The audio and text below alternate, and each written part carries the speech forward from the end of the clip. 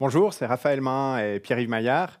Pour l'élection vaudoise au Conseil des États, on fait 10 propositions pour la Suisse et le canton. Et aujourd'hui, on parle de la proposition numéro 1 à propos des salaires. C'est toi qui nous en parles, à toi Pierre-Yves. Merci Raphaël. Il faut améliorer progressivement les salaires et les conditions de travail. Et ça passe par la poursuite et l'extension de ce qu'on appelle les conventions collectives de travail, qui sont signées entre les syndicats et les organisations patronales. C'est évidemment plus facile de négocier collectivement les conditions de travail que chacun pour soi.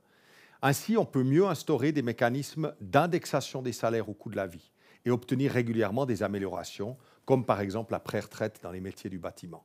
Le Parlement fédéral peut contribuer au progrès des conventions collectives en les rendant plus facilement obligatoires quand un certain nombre d'entreprises dans une branche ont signé cette convention.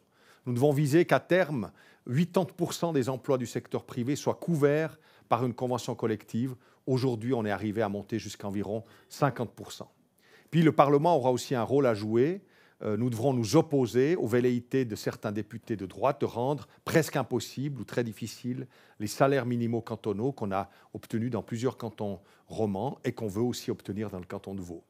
La crise du pouvoir d'achat qu'on connaît aujourd'hui touche les retraités, mais aussi les familles. Et elle touche les ménages avec enfants particulièrement. Pour la prévenir, on peut agir avec un instrument que la politique peut maîtriser, ce sont les allocations familiales.